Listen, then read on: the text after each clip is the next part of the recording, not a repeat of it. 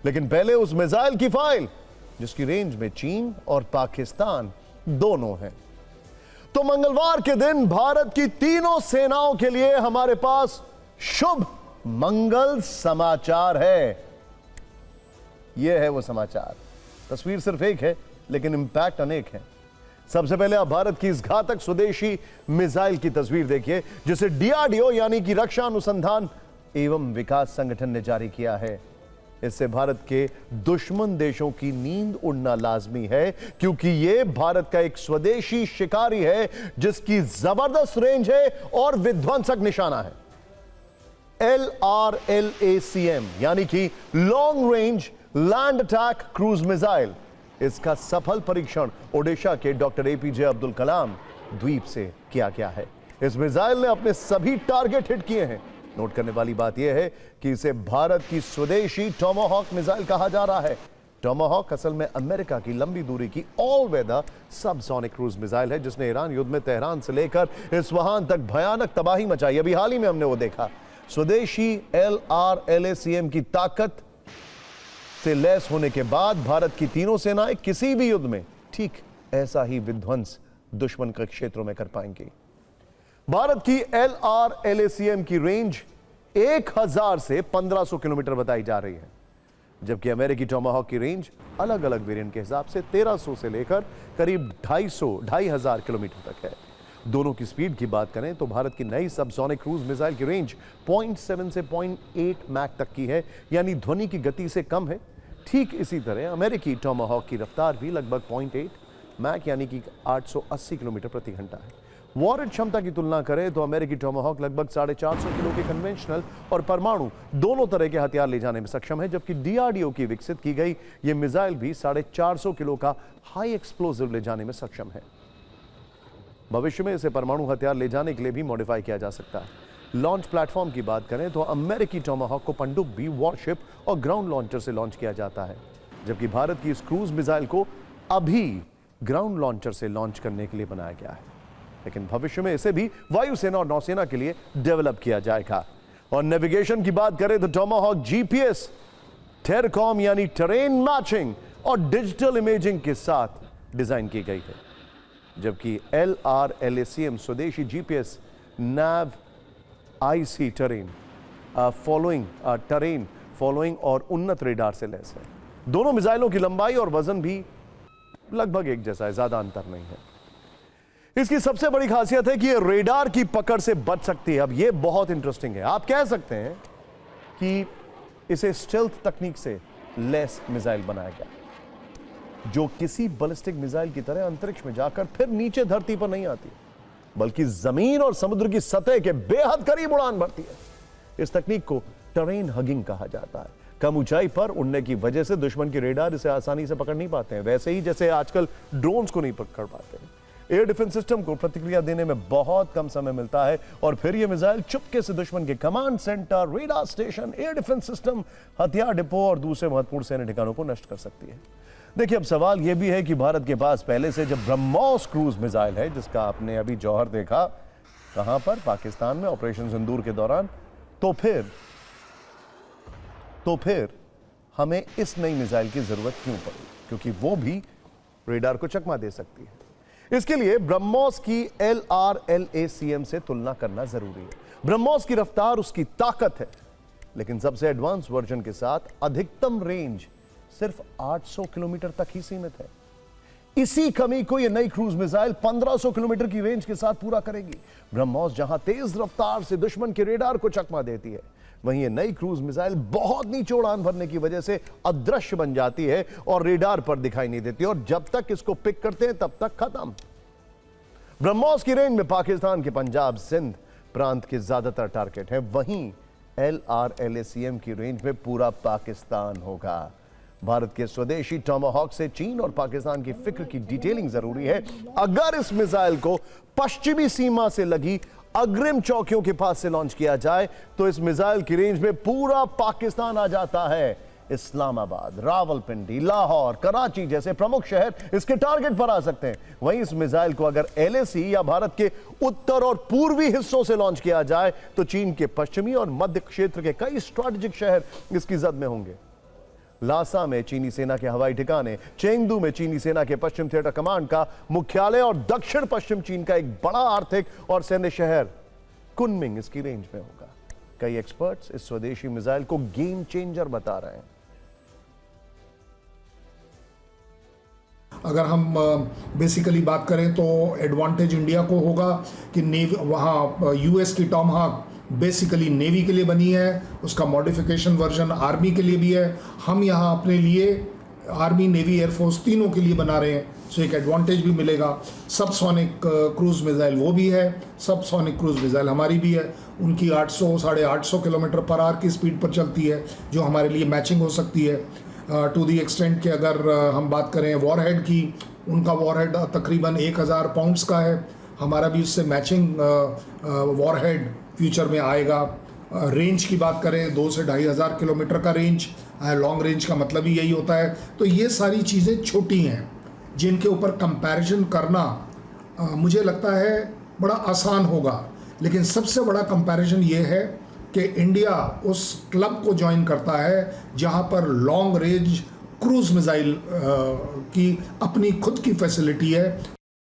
फिक्र में अब बात करते हैं उन दो सुपर पावर्स की, यानी अमेरिका और रूस की, जिनकी हवाई शक्ति और टेक्नोलॉजी का पूरी दुनिया लोहा मानती है। लेकिन इस बार इस कहानी में एक अजीब सा दुखद और हैरान करने वाला इत्तेफाक है। पिछले 24 घंटे में इन दो महाशक्तियों के साथ जो हादसे हुए हैं, उसने डोनाल्ड ट्रंप और व्लादिमीर पुतिन दोनों को बड़ा झटका दिया है, क्योंकि उनके सबसे घातक, सबसे विनाशकारी और सबसे भरोसेमंद न्यूक्लियर बॉम्बर्स एक ही झटके में खाक हो गए। अमेरिका का B-52 स्ट्रैटोफोर्टिस और रूस का Tu-22 M3 बैकफायर दोनों अचानक से आसमान से गिर जाते हैं। एक ऐसा संयोग है कि दोनों परमाणु शक्तियों के सबसे घातक बॉम्बर विमानों का एक ही दिन क्रैश हो जाना। क्या यह तकनीकी विफलता है, या कोई ह्यूमन एरर है, या फिर कोई साजिश?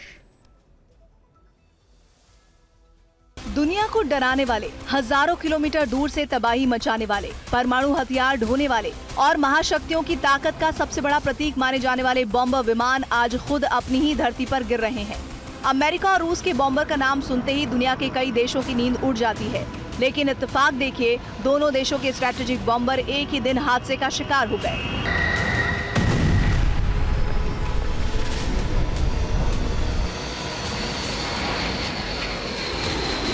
शुरुआत अमेरिकी B-52 बॉम्बर से करते हैं। इन तस्वीरों में सामने से उड़ता काला धुआं और फैला हुआ मलबा है। इस मलबे में दफन हैं उन 8 लोगों के शव, जिनमें अमेरिकी एयरफोर्स के जवान और विमान परीक्षण से जुड़े एक्सपर्ट शामिल थे। B-52 बॉम्बर ने कैलिफोर्निया के एडवर्ड्स एयरफोर्स बेस से उड़ान भरी, लेकिन टेक ऑफ के कुछ ही मिनट बाद वो आसमान से नीचे गिर जाता है। ये वही B-52 है जिसे अमेरिका अपनी रणनीतिक ताकत की रीढ़ कहता है। वो विमान जो परमाणु बम लेकर आधी दुनिया पार कर सकता है, वो अपने ही एयरबेस से उड़ान भरने के 1 मिनट बाद खत्म हो गया। ये सिर्फ एक दुर्घटना नहीं है, ये अमेरिकी एयर पावर के चेहरे पर एक बड़ा सवालिया निशान है। लेकिन कहानी यहीं खत्म नहीं होती, क्योंकि उसी दिन हजारों किलोमीटर दूर रूस में भी लगभग वैसी ही तस्वीर दिखाई दी। रूस का Tu-22 M3 bomber training mission पर निकलता है और फिर अचानक आसमान से नीचे आने लगता है। कुछ ही सेकंड में विशाल विमान धरती से टकरा जाता है। धुएं का गुबार उठता है। हालांकि इस बार क्रू बच जाता है, लेकिन विमान खत्म हो जाता है। यूक्रेन युद्ध के बीच मॉस्को बार बार अपनी रणनीतिक क्षमता दिखाने की कोशिश करता है, लेकिन अगर ट्रेनिंग उड़ान के दौरान ही रणनीतिक बॉम्बर गिरने लगे तो फिर दुनिया देखती है कि महाशक्तियां भी तकनीकी कमजोरियों से जूझ रही हैं। अब समझिए कि आखिर ये दुनिया के इन दो सुपर पावर्स के लिए कितना बड़ा और करारा झटका है। B-52 बॉम्बर का क्रैश होना अमेरिका की परमाणु हमला करने की क्षमता पर मनोवैज्ञानिक चोट है, जबकि रूस ने यूक्रेन युद्ध के बीच अपना सबसे घातक हाइपरसोनिक कैरियर खोया है। B-52 बॉम्बर के क्रैश होने से अमेरिकी मेंटेनेंस और कंट्रोल सिस्टम पर गंभीर सवाल खड़े होते हैं, जबकि रूसी बॉम्बर के क्रैश होने से रूसी इंजन और सोवियत काल की तकनीक पर गंभीर सवाल खड़े होते हैं। सवाल ये भी कि क्या अरबों डॉलर खर्च करने के बावजूद अमेरिका और रूस अपने घातक बॉम्बर भी महफूज नहीं रख पा रहा, और अगर उनके भरोसेमंद बॉम्बर सुरक्षित नहीं है तो फिर बाकी दुनिया को उनकी न्यूक्लियर धमकियों से कितना डरना चाहिए। और फिक्र में अब राम मंदिर की फाइल खोलने का वक्त आ गया, जहां भगवान के घर में चढ़ावा चोरी को लेकर 10 दिन से देश भर में हंगामा मचा है। करोड़ों श्रद्धालुओं की आस्था को चोट पहुंची है, लेकिन विडंबना तो देखिए, अब तक कोई मुकदमा दर्ज नहीं हुआ है, जबकि जांच और पूछताछ साथ साथ चल रही है। कुछ संदिग्ध किरदार भी चिन्हित हुए हैं, तो फिर एफआईआर कब दर्ज होगी? एफआईआर में इस देरी के पीछे कौन है और क्या वजह? इन सवालों के बीच आज दूसरे दिन भी एसआईटी की जांच जारी रही। कल भी लगभग 8 घंटे तक जांच टीम मंदिर परिसर में रही। इस दौरान एसआईटी ने सभी दान पात्रों में लगे सीसीटीवी कैमरे की जांच की, दान पात्र से निकाले जा रहे कैश और गिनती की जानकारी हासिल की, कथित चढ़ावा चोरी के मामले में 36 लोगों से पूछताछ की, जिनमें राम मंदिर ट्रस्ट के कुछ पदाधिकारी समेत बैंक के कुछ कर्मचारी शामिल थे। एसआईटी ने 2021 से लेकर अब तक के दस्तावेजों की भी जांच की है। 2 घंटे से ज्यादा राम मंदिर ट्रस्ट के विशेष आमंत्रित सदस्य गोपाल जी राव से पूछताछ हुई है, लेकिन इस सब के बावजूद इस मामले में सबसे चौंकाने वाली बात अब तक एफआईआर का दर्ज ना होना है। आरोप जून की शुरुआत से लग रहे हैं, एसआईटी जांच भी चल रही है, कई लोग हिरासत में भी लिए गए, पूछताछ भी हुई है, कुछ पैसों की रिकवरी भी हुई है, राजनीति भी चरम पर है, लेकिन मुकदमा नहीं लिखा जा रहा। सवाल है कि केस दर्ज करने के लिए पुलिस प्रशासन को और क्या चाहिए? खैर, एफआईआर भले ही ना लिखी गई हो, लेकिन आज से आधिकारिक तौर पर शिकायतों का सिलसिला जरूर शुरू हो चुका है। अलग अलग लोगों द्वारा कुल 3 तहरीर राम जन्मभूमि थाने में दी गई। यूपी यूथ कांग्रेस के उपाध्यक्ष शरद शुक्ला, राम मंदिर आंदोलन से जुड़े रहे संतोष दुबे और करणी सेना ने शिकायत की, जिनमें एफआईआर दर्ज करने की मांग है। गंभीर आरोपों का ब्यौरा है। शरद शुक्ला ने ट्रस्ट को भंग करने की मांग की है। संतोष दुबे ने लिखित तौर पर चढ़ावे में गबन और गंभीर इल्जाम लगाया है। संतोष दुबे के मुताबिक मंदिर में श्रद्धालुओं द्वारा रोज सोना, चांदी, आभूषण और नगद बड़ी मात्रा में दान किया जाता है। दावा है कि दान में आने वाली धनराशि और बहुमूल्य आभूषणों के प्रबंधन में बड़े स्तर पर घपला किया गया। शिकायत पत्र में दावा किया गया है कि करीब 200 करोड़ रुपए से अधिक की धनराशि और बहुमूल्य सामान की हेराफेरी की गई। लेखा जोखा में फर्जीवाड़े के जरिए वास्तविक रकम छिपाई गई और इस फर्जीवाड़े की आड़ में चोरी को अंजाम दिया गया। शिकायतकर्ता संतोष दुबे ने अभियुक्तों के खिलाफ एफआईआर दर्ज कर उनको गिरफ्तार करने की मांग की है। इसके अलावा उनका पॉलीग्राफ टेस्ट कराने की भी मांग है। साथ ही दान में मिले रुपए, सोने, चांदी, आभूषण और सिक्कों की बरामदगी हो और लगाए गए आरोपों की निष्पक्ष जांच हो। शिकायतकर्ता संतोष दुबे सीधे चंपत राय, अनिल मिश्रा, गोपाल जी राव और टिन्नू यादव का नाम लेकर गंभीर आरोप लगा रहे हैं। इस मामले में किसी एफआईआर का दर्ज ना होना एक रहस्यमयी पहेली है, जिस पर पुलिस प्रशासन और ट्रस्ट की खामोशी कई शंकाओं को जन्म दे रही है।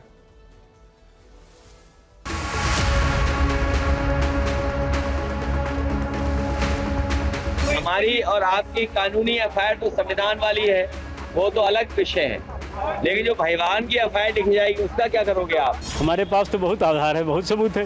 वो बता दें कि उनके पास चोरी न करने का क्या आधार है। संतोष जी, आपको एसआईटी पर भरोसा नहीं? आप पुलिस में बिल्कुल नहीं है। एसआईटी पर इसलिए भरोसा नहीं, राम जन्मभूमि के एक प्रकरण पर 22 में एसआईटी की गठित हुई थी और जांच हुई, कुछ परिणाम नहीं आया आज तक। मैं कह रहा हूँ ये चारों सातिर चोर हैं। किन किन का नाम ले रहे हैं आप? चंपत राय चोर, चोर नंबर 1, चोर नंबर 2 गोपाल राव, चोर नंबर 3 थर्ड क्लास का चोर अनिल मिश्रा, 4th क्लास का एम्प्लाई और चोर टिन्नू यादव, ये चारों चोर हैं।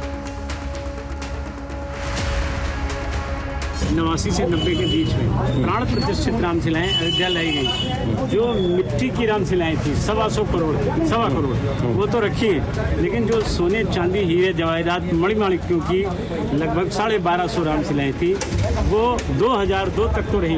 उनको मैंने देखा 2002 के बाद वो सारी रामशिलाएं चोरी हो गई। हाँ, और उन रामशिलाओं का चोर कोई और नहीं है, इसी ट्रस्ट का महासचिव है जिसने चोरी की। इनके खिलाफ तत्काल उत्तर प्रदेश पुलिस और योगी जी मुकदमा दर्ज कराओ, पहले इनकी गिरफ्तारी हो। अगर ये लोग जेल नहीं जाएंगे तो जांच को प्रभावित करेंगे। एसआईटी नहीं, सीबीआई से जांच करा लो, डिस्टर्ब कर देंगे। ये लोग सब पहुंच वाले आदमी हैं। पूरे प्रकरण को 9 दिन होने वाले हैं, लेकिन ट्रस्ट के द्वारा अभी तक कोई भी तहरीर पुलिस को नहीं दी गई। ये कहीं ना कहीं ट्रस्ट की जो नीयत है उस पर सवाल उठाता है।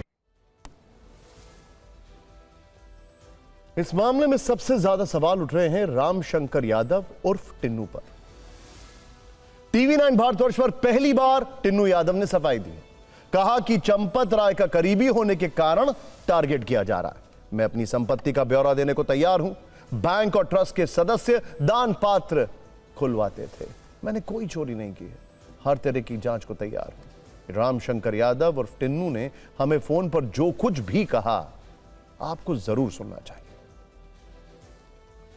और आपको चंपत जी के इतने करीबियों में क्यों गिना जा रहा है, जो भी चीजें हैं? जो टारगेट किया जा रहा है केवल, और कोई बात नहीं है। अच्छा, हाँ। तो आप उनके करीबी हैं इसलिए टारगेट किया जा रहा है, या फिर करीबी होने का आरोप लगाया जा रहा है? नहीं है तो उनके पास ही हम रहते थे जी, उनके साथ ही रहते थे। जो काम बताते थे, मैं यहाँ संगठन में काम करता हूँ, जो काम बताते थे वो काम करता था। हाँ। तो आपको क्या मतलब, आपका पक्ष इसमें यह है कि चढ़ावे में कहीं कोई गड़बड़ी नहीं हुई है? कोई हमारे से कोई बात नहीं है उसमें। उसके हमारे पास जो वहाँ काउंटिंग करने वाले थे उनके सब लेटर है, जो वहाँ बैठते थे जी, वहाँ हमारा कोई लेना ही देना नहीं। लेकिन अब ये चूंकि उछाल रहे हैं लोग। अच्छा, ये जो चंदे का पैसा आता था या काउंटिंग होती थी, जो रजिस्टर मेंटेन होता था या बैंक जाता था, इस पूरे क्रम में यानी कि चंदा का जो मैनेजमेंट है उसमें आपकी क्या कोई भूमिका नहीं थी? नहीं, मेरी कोई, जो आता था वो डोनेशन, उसका वो डोनेशन बॉक्स खुलता था, बैंक के लोग आते थे, ट्रस्ट के लोग आते थे, खुलवाते थे, ले जाके कमरे में काउंटिंग होती थी। एसआईटी ने क्या आपसे भी पूछताछ की है कुछ? अभी कर रहे हैं, लोग कर रहे हैं। आपको नहीं बुलाया गया अब तक? अभी नहीं। लेकिन अगर आपसे पूछताछ हो, जांच में आप शामिल? बिल्कुल सहयोग करेंगे, बिल्कुल करेंगे भाई। सुना आपने टीवी 9 भारतवर्ष से बातचीत के साथ ही अब से कुछ देर पहले टिन्नू यादव ने वीडियो बयान जारी किया है और आरोपों पर सफाई दी। जो हमारे ऊपर सोशल मीडिया के कारण आरोप लगाए जा रहे हैं वो सब निराधार है, ये गलत है। आज हमारे ऊपर जो आरोप लग रहे हैं 50 करोड़ की संपत्ति, वो सब निराधार है। जो हमारे ऊपर आरोप लगा रहे हैं लोग 50 करोड़ की संपत्ति है, वो तो भगवान जान रहे हैं सर। इन लोगों को सफाई देने का क्या मतलब है हमारा, कि भगवान इनका निर्णय करेंगे सर। टिन्नू यादव जिस चंपत राय के करीबी बताए जा रहे हैं वो श्री राम जन्मभूमि तीर्थ क्षेत्र के महासचिव हैं। उन पर आम आदमी पार्टी के सांसद संजय सिंह ने तारीख के साथ गंभीर आरोप लगाया।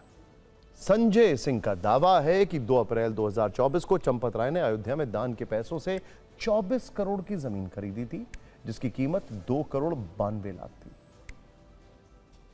ये जमीन खरीदी गई 2 करोड़ 92 लाख की जमीन 24 करोड़ में खरीदी गई 2 अप्रैल 2024 को, और ये एसडीएम साहब के द्वारा जो सत्यापित कॉपी है, इसीलिए मैंने कहा था ये तारीख जरूर याद रखिएगा।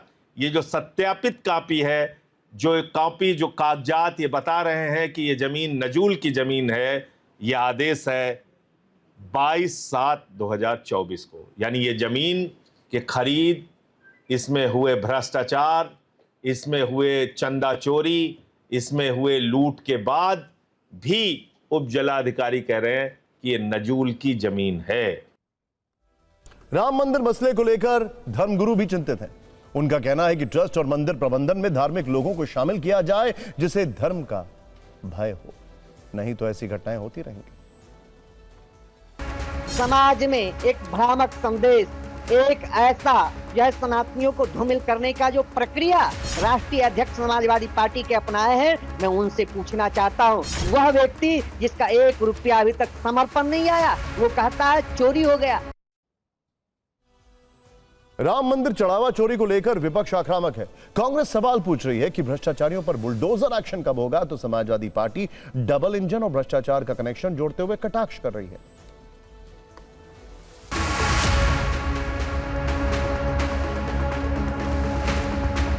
जिस प्रदेश में नौकरी रोजगार के लिए आईआईटी बनना था, वहाँ एसआईटी बन रही। इन अधिकारियों की एसआईटी कौन कराएगा? और उस समय जब चढ़ावे को लेकर बहुत चिंता है, उस समय आप दान कर रहे हैं, आप एक दूसरे से मिलकर के सहयोग लेकर के भंडारा करा रहे हैं।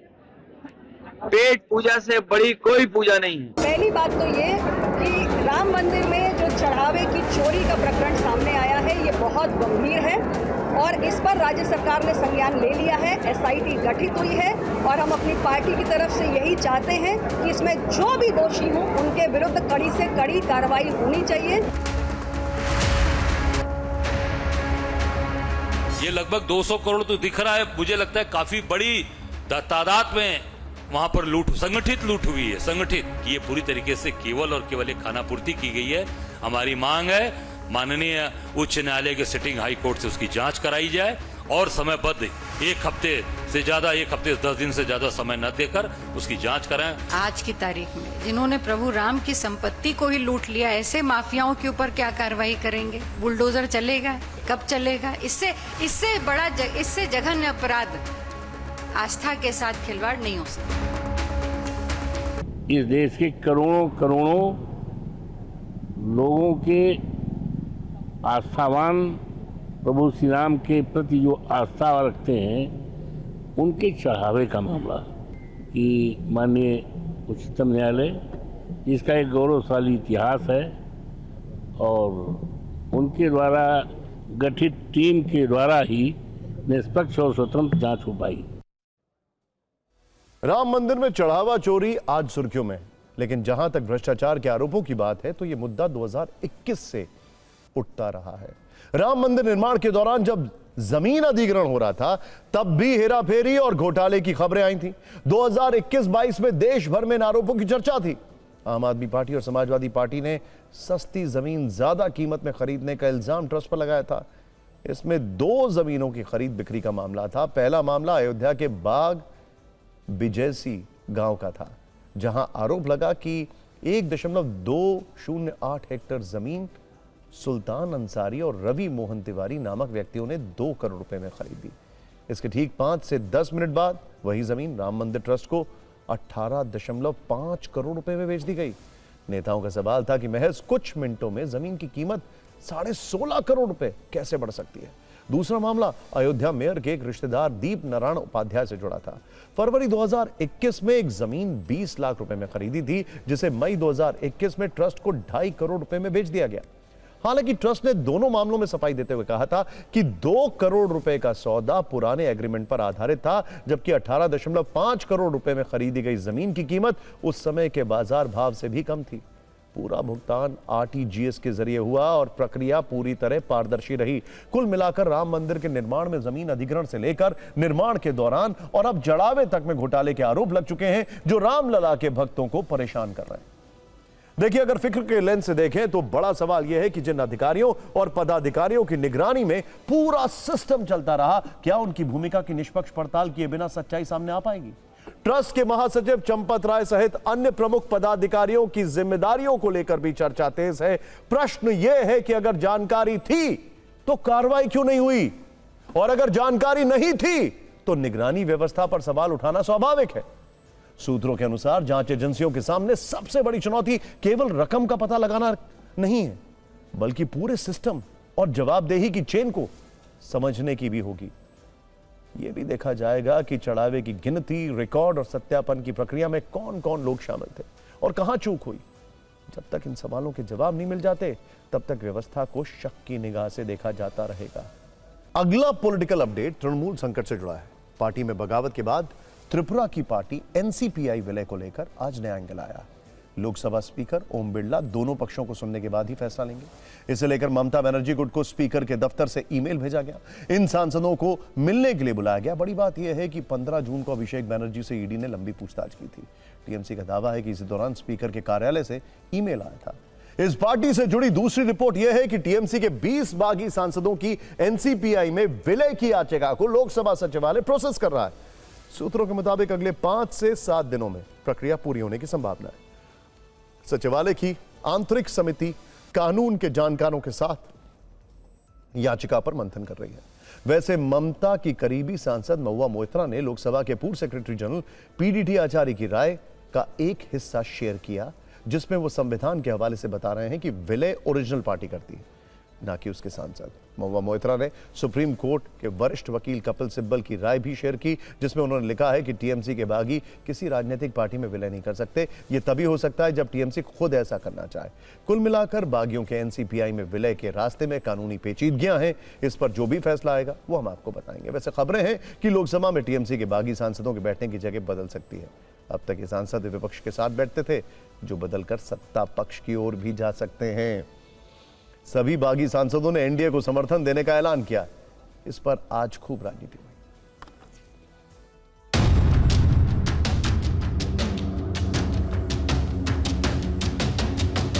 उन्होंने किसी से पूछा नहीं, कम से कम मुझसे तो पूछना चाहिए था, क्योंकि त्रिपुरा में जो सब लोग बोल रहा है त्रिपुरा का पार्टी, त्रिपुरा का एनसीपीआई पार्टी। त्रिपुरा कौन गया था? शिवली कुंडू गया था कभी? ये दो बंदे का पार्टी है क्या? पार्टी क्या दो बंदे से बनता है? कौन गया था त्रिपुरा में, वो आप उनसे पूछिए। Block that we are trying to merge into another party. Acceptance has already come to us. They are happy to take us. We'll work together with the NDA. They are looking into the affair of this merger, how to use the schemes that were not implemented in West Bengal in the last tenure. इनको TMC के घर से तो निकाल लिया BJP ने, लेकिन BJP के दरवाजे में घुसने नहीं दिया। भारतीय जनता पार्टी का प्रयास यही है कि किसी तरीके से बाय हुक और बाय क्रुक हम 362 का आंकड़ा पाएं और डिलिमिटेशन का बिल पास कराएं। टीएमसी पार्टी को छोड़े, वो दूसरा पार्टी को ज्वाइन करे, क्या करे, उसमें हम लोग का विशेष कोई इंटरेस्ट नहीं है। तृणमूल कांग्रेस का जो सिचुएशन है वो कानूनी मारपेंच के वजह से खिचड़ी हो चुका है। ये सुप्रीम कोर्ट तक जाएगा और लोकसभा के स्पीकर क्या बोलेंगे ये देखना है पूरा देश को। बाकी एनडीए और भाजपा के लिए विन विन सिचुएशन है, उनको सपोर्ट भी मिल रहा है और उनका बिल पास कराने में उनको आसानी होगी। टीएमसी सांसदों की बगावत वाले विवाद में अब बुलडोजर वाली राजनीति भी हो रही है। इसे सोशल मीडिया पोस्ट से समझिए। नेशनल कॉन्फ्रेंस के सांसद आगा सैयद रुहुल्ला मेहदी ने एक सोशल मीडिया पोस्ट किया, जिसमें टीएमसी के बागी सांसद यूसुफ पठान को टारगेट किया गया है। उन्होंने संसद के शीतकालीन सत्र की एक घटना का जिक्र किया। यह दावा किया कि उस समय एसआईआर पर विरोध के दौरान एक मुस्लिम सांसद जो टीएमसी में नहीं थे, उन्होंने यूसुफ पठान को विरोध से पीछे हटने को कहा था। यह चेतावनी दी थी कि गुजरात में घर बुलडोजर से गिरा दिया जाएगा। आगा सैयद रुहुल्ला मेहदी ने यह भी दावा किया कि इस चेतावनी के बाद यूसुफ पठान विरोध प्रदर्शन से पीछे हटते हुए अपनी सीट पर वापस आ गए। अब जब यूसुफ पठान टीएमसी छोड़ने का ऐलान कर चुके हैं तो इस घटना को नए सिरे से मुद्दा बनाया जा रहा है। टीएमसी सांसद महुआ मोइत्रा ने भी यूसुफ पठान को चुभने वाले शब्दों से टारगेट किया। संकट से सिर्फ पार्टी ही नहीं जूझ रही है, बल्कि महासचिव अभिषेक बनर्जी भी जांच एजेंसियों के सवालों के फंदे में घिरे हुए हैं। सीआईडी मुख्यालय में आज भी उनसे करीब 6.5 घंटे तक पूछताछ हुई है। पिछले 4 दिन में जांच एजेंसियों ने उनसे कुल मिलाकर 32 घंटे तक पूछताछ की है। 11 जून विधायकों के फर्जी हस्ताक्षर केस में सीआईडी ने करीब 5.5 घंटे की पूछताछ की। 14 जून इसी मामले में दोबारा करीब 8 घंटे तक सवाल किए गए। 15 जून शिक्षक भर्ती घोटाले में ईडी ने करीब 11 घंटे तक पूछताछ की। 16 जून सीआईडी ने 6.5 घंटे तक पूछताछ की। लगातार कई दौर की पूछताछ के बाद फिलहाल उन्हें कुछ राहत मिलती दिख रही है। जांच एजेंसियों की ओर से अगले समन को लेकर अभी कोई आधिकारिक जानकारी नहीं दी गई है। खैर, अब फिक्र में बात उस संकट की जो महाराष्ट्र में विपक्ष की राजनीति पर मंडरा रहा है। बंगाल में ममता बनर्जी के बाद अब महाराष्ट्र में उद्धव ठाकरे के लिए एक चुनौती दिख रही है। महाराष्ट्र के राजनीतिक गलियारों में ऑपरेशन टाइगर की एक बार फिर से गूंज है। सवाल यह है कि क्या महाराष्ट्र में 19 जून या उससे पहले कुछ बड़ा होने वाला है। 19 जून डेट पे ध्यान दीजिए। 19 जून को शिवसेना का स्थापना दिवस है। इस दिन शिवसेना के 60 वर्ष पूरे हो जाएंगे। माना जा रहा है कि उसके पहले ही बड़ा खेला होने वाला है, क्योंकि शिवसेना शिंदे गुट ने दावा किया है कि उद्धव ठाकरे गुट के 7 सांसद और 16 विधायक उनके संपर्क में हैं।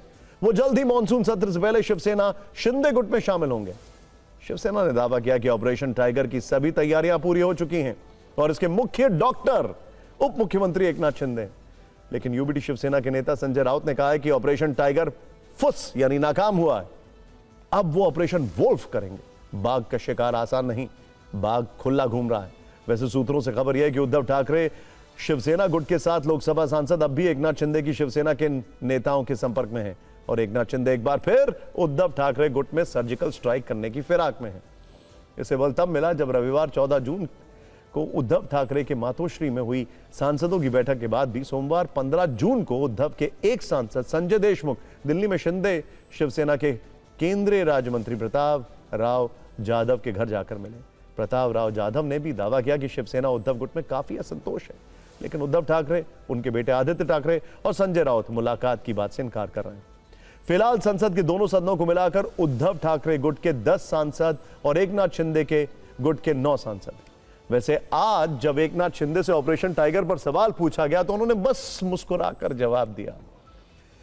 क्या वाकई शिवसेना उद्धव गुट में फिर से फूट पड़ने वाली है?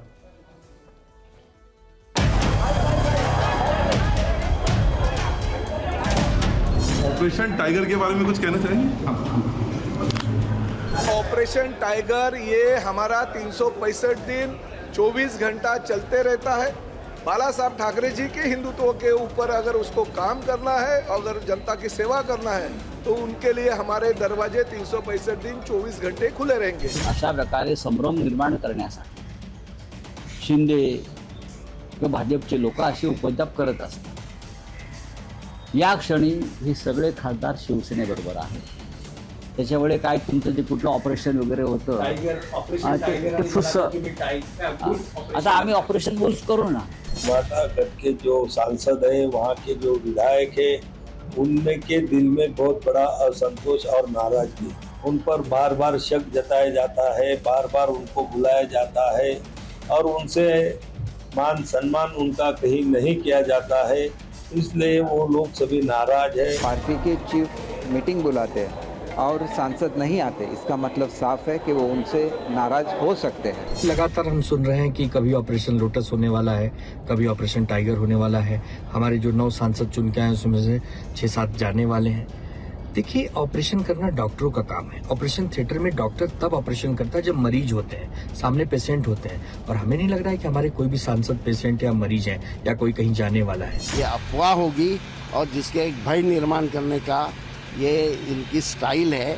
पार्टियां तोड़ के अपनी मेजॉरिटी बनाने की कोशिश हो रही है। आदित्य ठाकरे, उद्धव ठाकरे और कौन सा नेता महाराष्ट्र के ग्रामीण इलाका में गया क्या? उनको पूछो।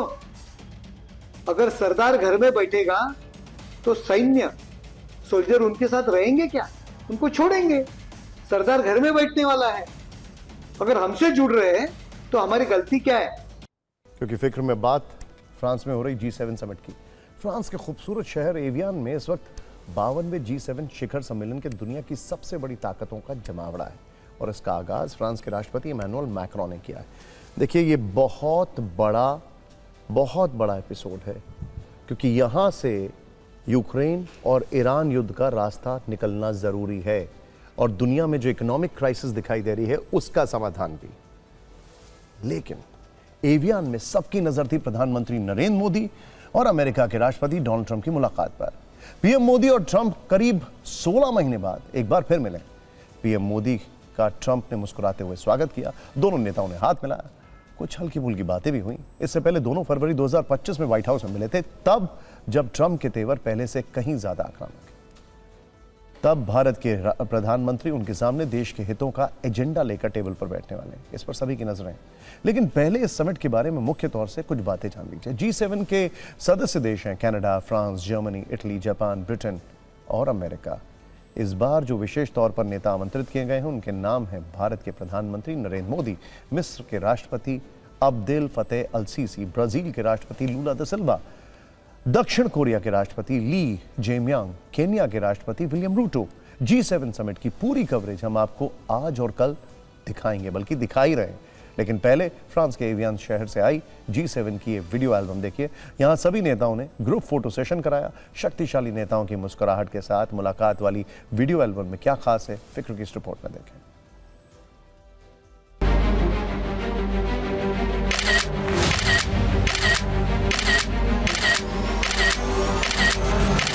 फ्रांस के एवियन शहर की झील के किनारे दुनिया के शक्तिशाली देशों के नेता मुस्कुरा रहे हैं, एक दूसरे के गले लग रहे हैं, एक दूसरे को कुछ न कुछ तोहफे दे रहे हैं।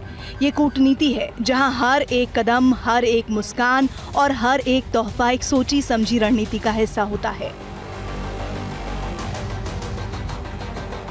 सबसे पहले इस वीडियो को देखिए। सामने से ट्रंप आ रहे हैं और पीछे अमेरिकी विदेश मंत्री मार्को रूबियो यूक्रेन के राष्ट्रपति जेलेंस्की से गले लग रहे हैं। हॉल में ट्रंप की मुलाकात यूरोपियन यूनियन की प्रेसिडेंट उर्सुला वॉन डर लीन से हुई। उन्होंने जापान की पीएम साने ताकाइची से हाथ मिलाया, फिर उर्सुला ने जेलेंस्की को गले लगाया।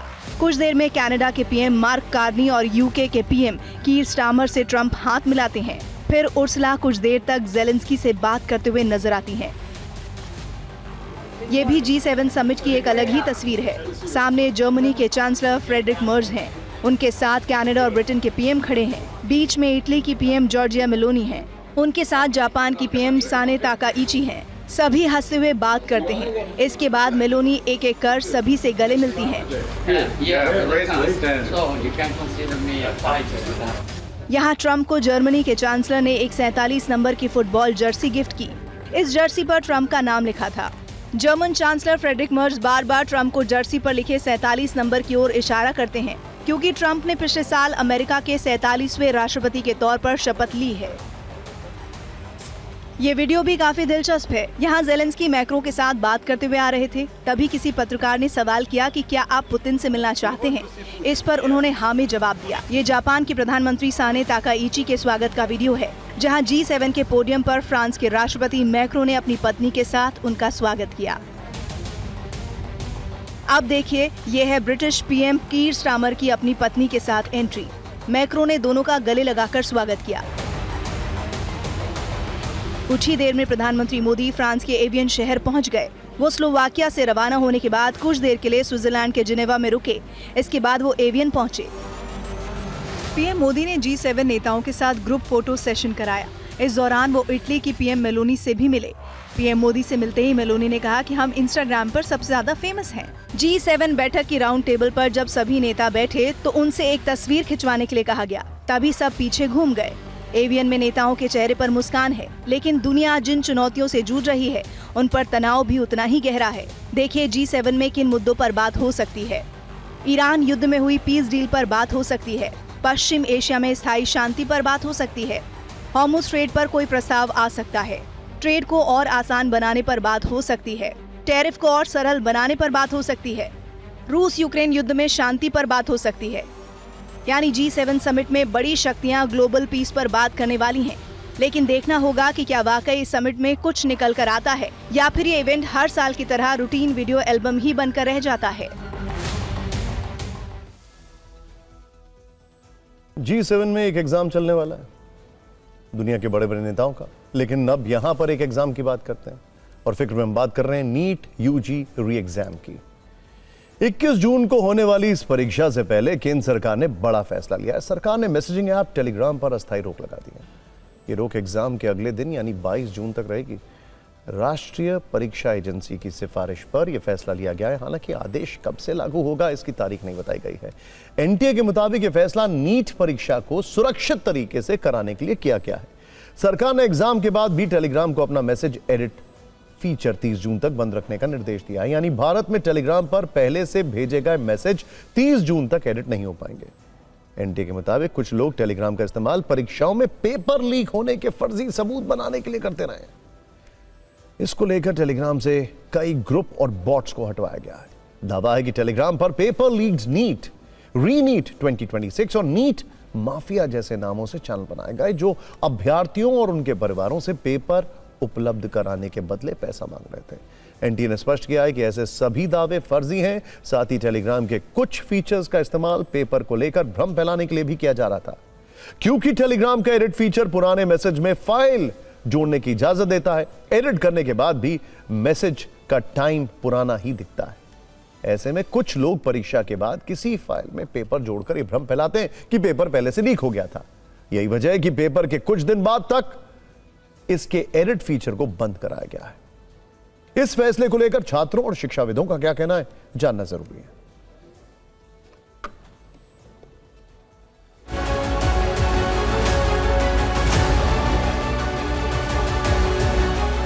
So we had a meeting with the Telegram officials in the earlier in May as well as in June, and we had requested them, please use your AI and everything that you have, and do not allow creation of any group which clearly says that it's a neat leak paper. Telegram has been a channel which has been misused, abused for a very, very long time for several factors. NEET को लेकर के जो सरकार ने अभी सख्त कदम उठाए हैं, चाहे टेलीग्राम को बैन करना हो या इंडियन एयरफोर्स का हेल्प लेने की बात रही हो या प्रधानमंत्री जी के निगरानी में सारे काम हो रहे हैं, ये बहुत ही सराहनीय है, एक वेलकमिंग स्टेप है, इसका हम लोग वेलकम करते हैं।